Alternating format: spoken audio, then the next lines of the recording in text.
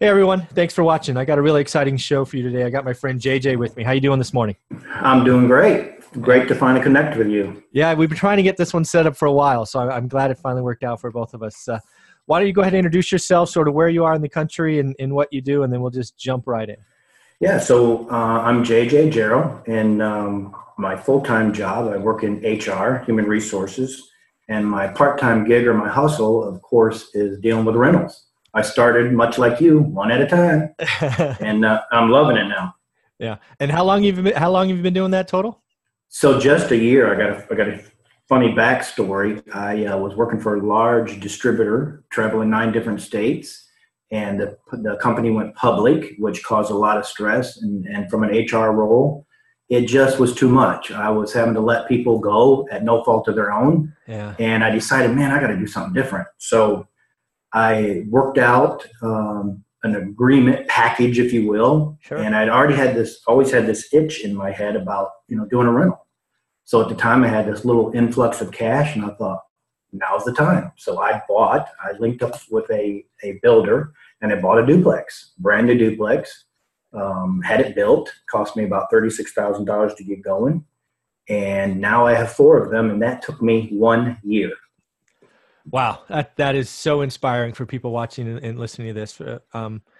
It's funny, I just put out a video yesterday or the day before, days kind of blend together when every day is Saturday, about getting to 4 rentals, right? Getting to 4 residential loans. And because it's relatively easy to get that done.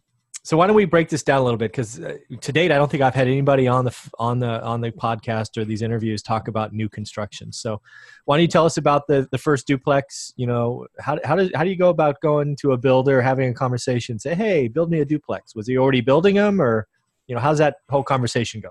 Exactly it. So I don't know if I mentioned, but I'm based out of Ocala, Florida, and my duplexes are in a town called Citrus Springs. Mm-hmm. And lots are relatively inexpensive out there. And there's one section of the community that allows multi-units. So I happened on 2 lots that were side by side, and I just on a whim, I bought them. I didn't think anything of it. I just bought them. And through that, I met a builder that had some signs up, went and talked to him. He had a resource of private money. And at the time, the builder was hungry for some business. So, we made a deal together. Essentially, I put down my cash. He got with his private money lender, and which in turn created, I'm learning this as I go, by the way. Yeah. Created a mortgage in their name, and they built it for me. It just cost me my $36,000 investment at the time. Wow.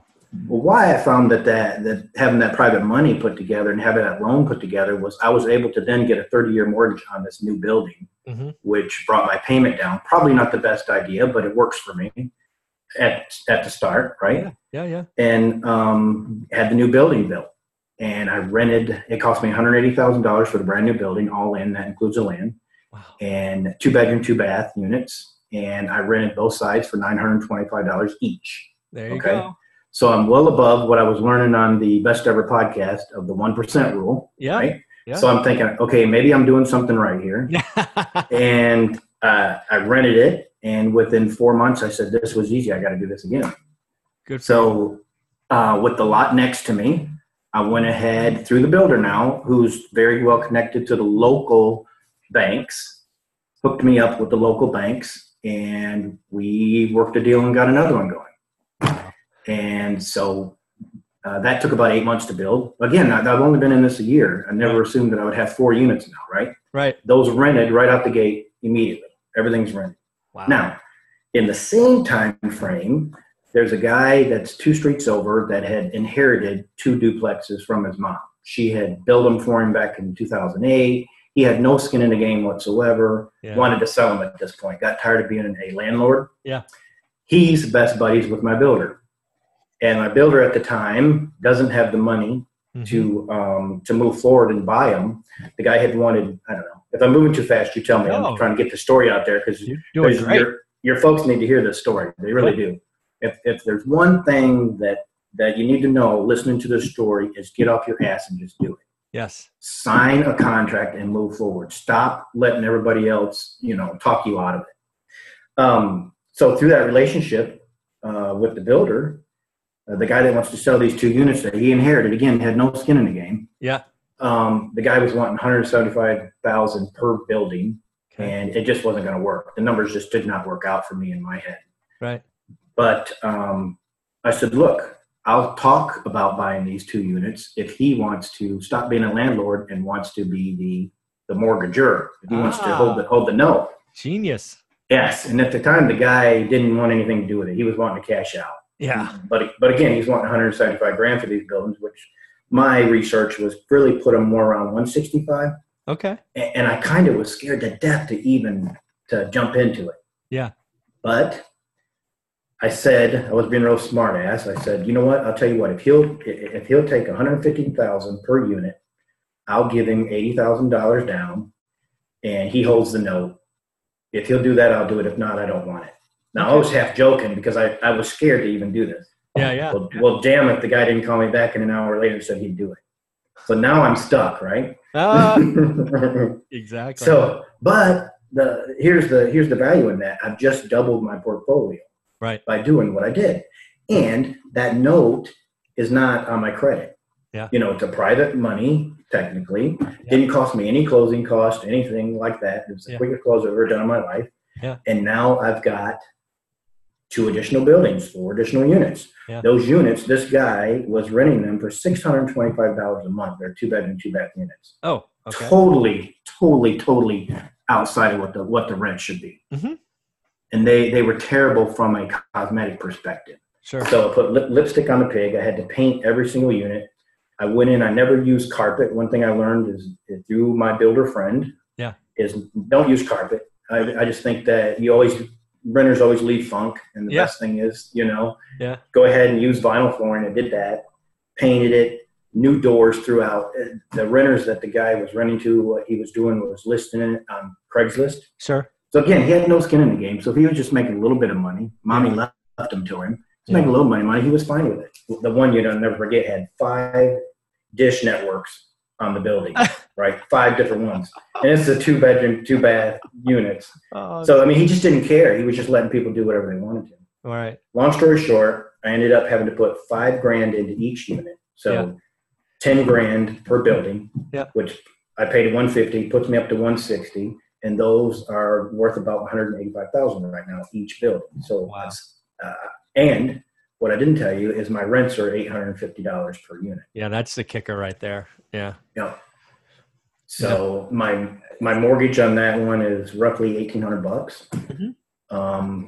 But it's paying for itself. So it's $1,800 for 4 units, right? And so you're renting for $8.25, so that's $3,300, right? You got it. Wow. You got it. That's awesome. Yep. Wow, this is exciting. So again, right? So let me just kind of rewind what I heard you say. So you were a busy professional, had a stressful job, took it as an opportunity to eject, get a little bit of liquidity. You then go out and know that real estate's something you want to do. You find some lots in a part of the city that support multifamily. You just buy them.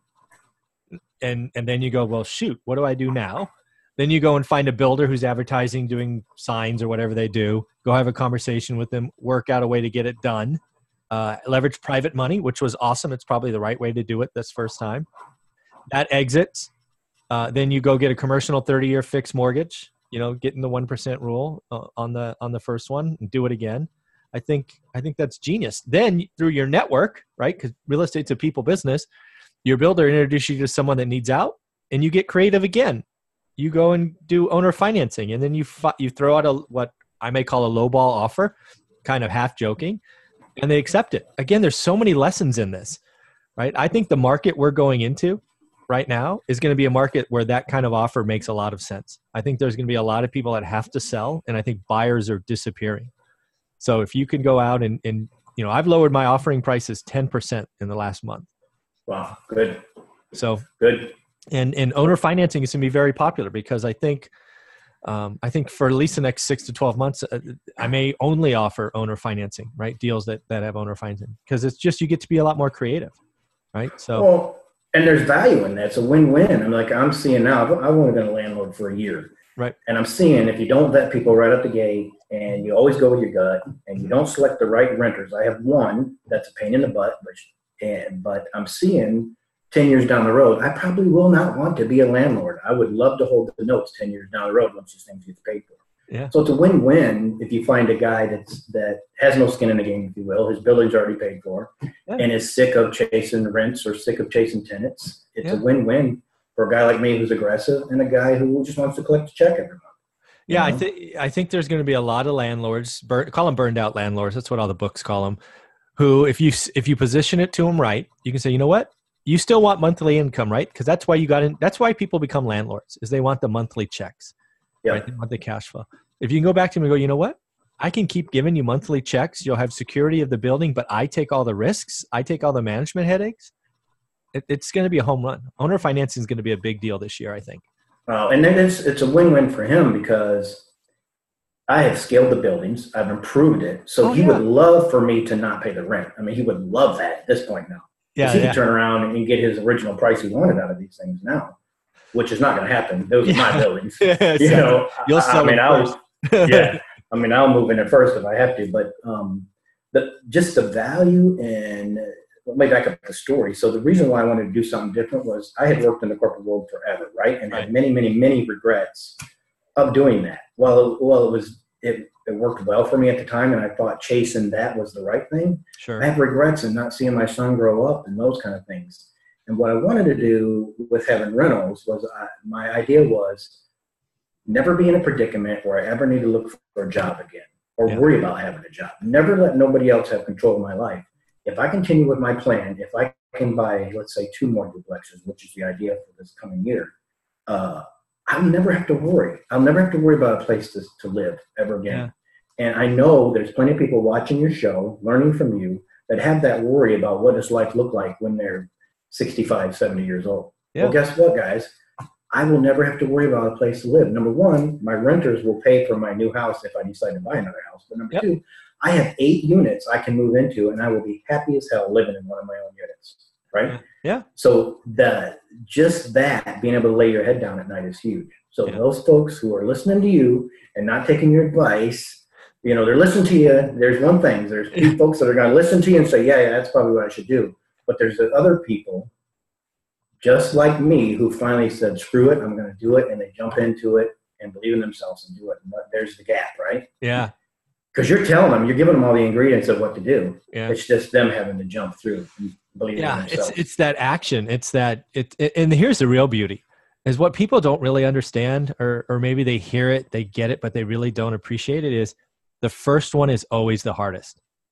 Once you go from 0 to 1, number 2 is like, you know, it's like that much more difficult. It's that first one you got to pull the trigger on, write the contract, like you said, get off your butt and go do something. You know, I think that's just such powerful feedback, and to watch your progression. Because again, you went from 1 to 2. What would you say, like within 4 months? I knew right after we got the first one built, and I rented it like that. Yeah. I said, holy crap, I got to do this again. And the building, it was like, you know, and then I got excited because I said, there's no downside. The value in, you know, I did take some money out of my 401k. I think I did the wrong thing with the way I did it. I just took the money out. Yeah. I didn't do it as an IRA and all that. Okay. Yeah. But okay, I'll learn. Yeah. But once you have seen it work, and for me, a guy like me, I like to drive by and see my money sitting there. I don't like it to be on paper. It means so much to me. I get my dog in the truck every night when we get home.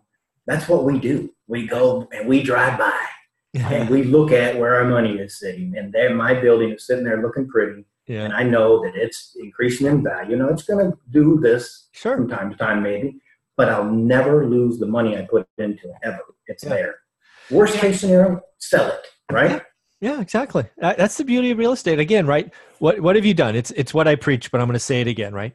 You've found a cash flow asset. You've conservatively financed it. You put on fixed rate debt. Your tenants are now going to pay for more than half the building. Rents are going to go up over time. The asset's going to go up over time, and you're going to be, you know, smiling all the way to the bank. You will have essentially bought time, right? And lower. Yeah. It's awesome. Absolutely.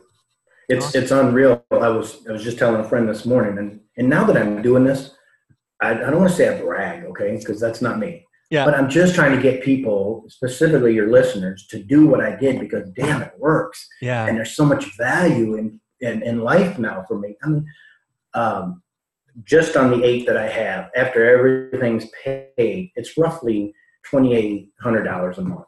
Okay. Wow. That's huge money for a side hustle where I just sit back. Yeah. Mailbox You money. know? Yeah. And here's the other thing. I use the Cozy app, cozy.co, Yeah. to collect my rents, and they just take it and throw it into my bank account. So I'm not chasing rents. I don't want to be chasing them. Yeah. But I think one thing I didn't tell you though too is what I do is I purposely pay for the garbage, and I do the lawns myself. Okay. Now, why would you think I do that?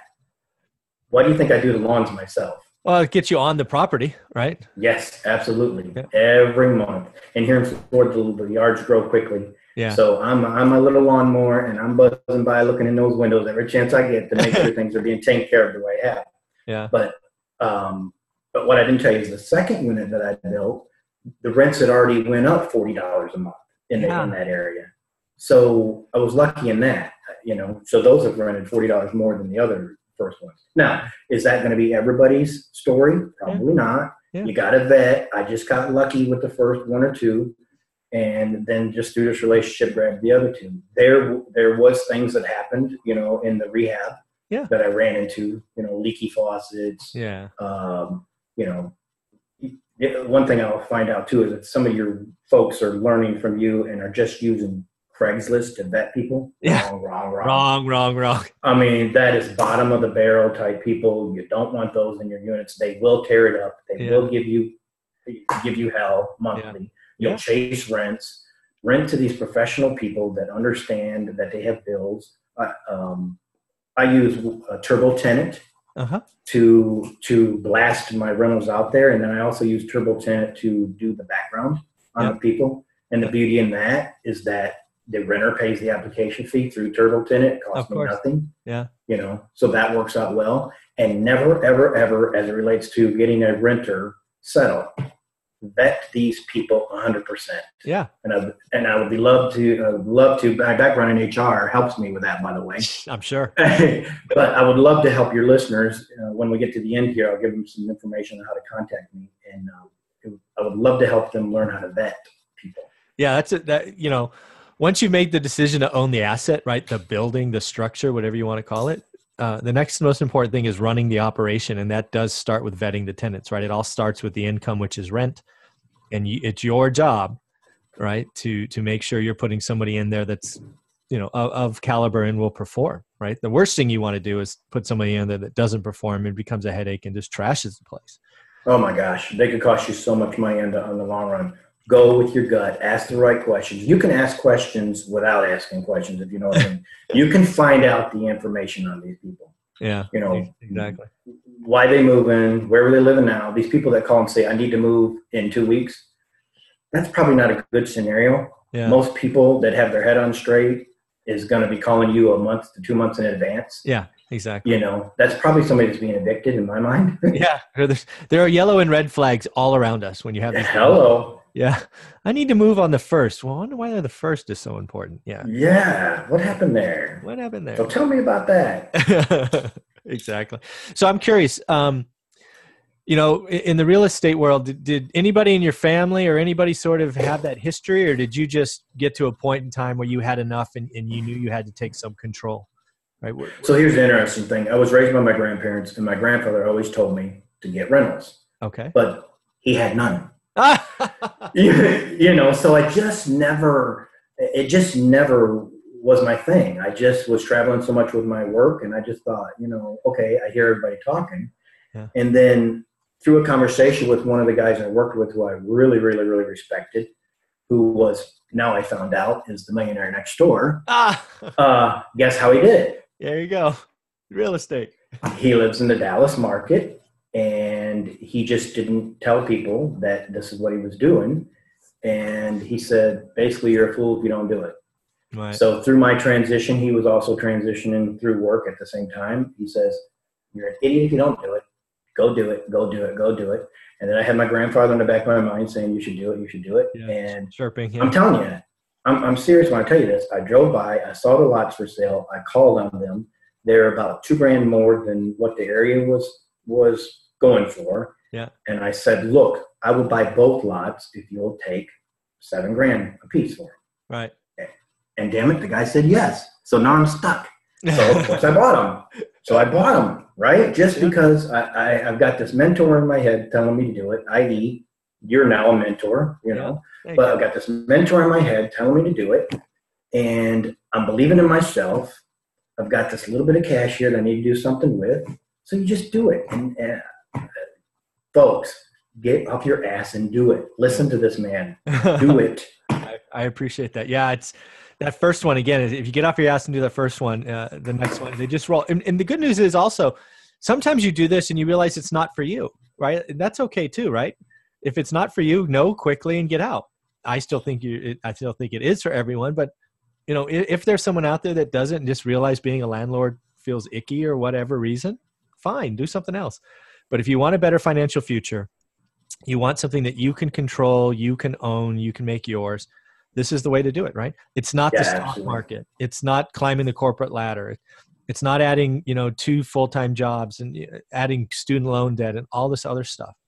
Get off your butt, go get one, get a second one. And if you can just get to 4, you will be much, much better off. And then from there, you can decide where you want to go next. Like JJ here, he's gonna add a couple of more. So let's talk about your plan for the next kind of 3 to 5 years. I think you said you're adding 2 more this year. Are you doing kind of 2 a year for a long time, or where does this take you, JJ? Listen, right now my plan is, let me back up though. Let me tell you about renters. If you get the right renters, the value in getting the right renters is they become your friends. I'm friends with the majority of my renters. Yeah. Yeah. Right. I mean, passive friends, of course, because you're still their landlord, but you meet some good people. It's fun to do. Yeah. So right now my plan is, yes, 2 more. I want 2 more because I'm trying to get to at least $6,000 a month in income. Okay. Got it. Once I get to that, that'll be my solid nest, if you will. I'll be glad of that. Wow. So 2 more will get me there. I know I've heard a lot of different podcasts and a lot of people saying that single housing is the way to do it. I like double because I like having 1 roof, 2 rents. Yeah. Personally, it's a personal thing. It just makes sense to me. Yeah. So will I be able to do that? I don't know. Right now I'm out of personal money. Yeah. I'm going to have to get creative with what the next step is going to be. And I don't know what that looks like yet, but I'm going to do it because it works. Yeah, well, here's an idea for you. Again, I think in a changing market, you're very likely to find someone who's in a similar situation to the guy that owner financed the first 2. I've actually done owner finance deals with 0 down or very little down. Really? Yeah, absolutely. So, if the market goes the way I think it's going to go, look for those. Sometimes you can work out, again, owner finance deals, you can get so creative. Right. You can come in and say, hey, you know what, let's do it. If it's worth $150, I'll pay you $175. But then you just work out the structure and you push most of the payments to year 30, right? So you get the discounted cash flow and all of that stuff. So there's just lots of ways you can do this. And it's more than just price in terms. So I think owner financing could get you there. Also joint ventures, right? If you start to know your market, you could find something for someone else and earn some chunk money, whether you call it wholesale or hotel or whatever you want to call that. But basically take your expertise and go make $5,000 for helping someone else get started or finding a deal or there's lots of ways to do this. Just keep hungry like you are. Let me ask you this though, and for me and for the listeners. So tell me, what is your buy and hold, buy and sell, buy and flip? What right now I'm in the mindset of just simply buying and holding. I like having that. Yeah, I was a buy and hold guy for 15 years. I worked a crazy day job. It took me all over the world, and I knew the only way I was going to get out was buy and hold. I didn't sell a thing. I sold one thing back in like 2010 when the government released that 8K spiff to buy homes. The only reason is I made $100,000 like as soon as they announced that program. It was just this artificial spike in the market. It's the only thing I ever sold in 15 years. So I'm a buy and hold guy. That's what I do. That's why I'm financially free, is buy and hold. But sometimes you need, sometimes people are in situations where they need to run around and they need to build some chunk money so they can be buy and holds. A lot of the people I talk to, especially in their 20s, right, where they're still at the low end of their income years, what they need to do is they need to go do 2 or 3 wholesale deals or 2 or 3 flips so they can get cash to do the buy and hold, right? So it's just about being flexible and understanding, yes, you are a buy and hold guy, JJ, but maybe you need to do a couple of flips so you can build up the down payment money to do your next 30-year fixed rate mortgage, right? So that's probably where I'm at. Yeah. That's Lots probably of where ways I'm to at. do that. Yeah. So then what you need to do is you need to go look for an asset that's a little distressed, a little ugly, that you can maybe buy for 135, just to use your one example, that's worth 185. Go put 20, 25 in, maybe borrowed money, private money, whatever, for the repairs. And then you sell it and you put 10 grand in your pocket or 15 grand or whatever it is. So, just know that JJ is a buy and hold guy, but JJ needs to build some chunk money too. So he's going to go, flip 2 a year so that he can buy the third one, buy and hold, something like that. Yeah, definitely. And the other thing I would say about the folks that are listening to the market, I mean, I've got Chewy's distribution center. I've got a FedEx distribution center. I've got an AutoZone distribution center. I've got a McLean, which is a grocery distribution center. I've got plenty of tenants available to choose and pick from. And if you have markets like that, it's a no-brainer. Go freaking buy a house. Use other people's money. Use the bank's money. Use somebody's money. Use your money. Use your phone. Go buy one. Just one. Yeah. And get going. Very cool.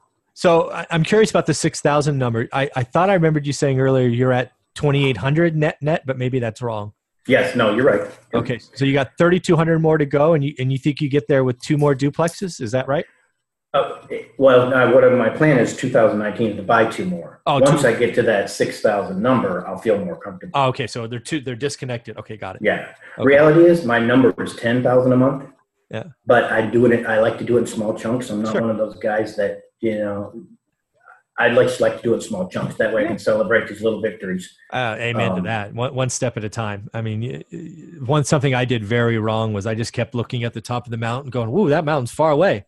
And I didn't celebrate the small victories, and I should have. And you should celebrate each purchase. You should celebrate. Each month you should celebrate the cash flow, right? It's you got to just keep motivated and keep seeing, like you said, seeing it works, and it's just awesome. So, how long do you think it takes you to get to $6,000? So you're roughly halfway there now. Is it just simply you need 4 more, or what do you know? It's going to take me, if the market is going like this right now, unfortunately, it's pretty extreme. Unless I find a good deal, it's probably going to take me a month or a year and a half by the time I can get to that. Wow. In reality, no, because again, I've only been in this a year. So if I can get this done in 3 years, my God. Oh, sheesh. That's just. I'm already thinking about where I'm going on vacation, right? Big, long 2-week vacation. Now, I don't think I told you, but I'm still working full time too. Yeah. Which is okay. Yeah. It's okay. I mean, my God, look, when you go to the bank to get a loan, they like to see that. Exactly. No, stay employed. Don't make the mistake. I mean, I'm not hearing that much now, but back in 2008, because I've been doing this so long, I knew people that have 6-figure jobs that quit to be flippers. Just silly. Keep doing your day job. Keep being very good at your day job, because you need that income, right? Ring that thing for all it's worth so you can go do your side hustle and let your side hustle become your full-time thing over time. This is not a get rich quick, people. It's a get rich for sure, right? So just appreciate what JJ's sharing with you and get started. So JJ, I know we're short on time. Why don't you sort of bring us home and share whatever you would like, and we'll close this great interview out.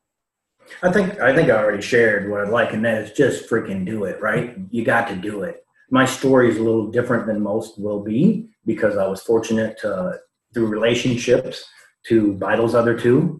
But you can do the same thing if you just get out there and start networking with people, and then put your feelers out. I was listening to all these podcasts about, well, you got to tell your network that you're interested. That is so true. Yeah. You tell your network that you're interested, and you want to find deals, and you want to be creative, and you want to help them, in turn help yourself as well. Yeah. Then those deals come up, and there's guys sitting there going, "Hey, I heard about this deal, but I can't jump on it right now, but I would love to see you get it." Yeah. That's exactly what happened to me. And they will help you get it. My builder friend I told you about, he helped me get it. He brokered it. Yeah. He put his stamp of approval on me, and the guy said, "You know what? I'll do it. If you believe in the guy, I believe in the guy." Bam. That's awesome. It works. The other thing is, if my mindset was this, I worked for an employer, and I know there's a lot of folks listening that worked for an employer that adds money to their 401k. Yeah. So I had a good nest egg where the employer had added money to it. Yeah. I took that money. So in my mind, that really wasn't my money. You know, it was kind of just a mind thing, but I took that money and that's why I invested in it. So my old job is continuing to serve me the way I serve them. How's that? There you go. There you go. Very cool. Well, you did mention earlier that you wanted to talk about how to help people vet tenants. Why don't we add that? Let me give a phone number. I would love for them to call, text me. I'd love to talk through what I do and the conversations that I have. So my phone number is 352-438-7503. So 352-438-7503. And if they call me, I'd love to talk them through my process and help them much the way you help people. So I love that we had time together, but I just want to just invest in you and tell you what you are doing is changing a lot of people's perspectives. Trust me on that. They may never tell you, but they are listening to you and doing what you say. Trust me. Awesome, JJ. I really appreciate that. This has been so much fun. I'm glad we got to do it. And I look forward to doing this again when you get your next deal. We'll do it. All right, man. Thanks. See you.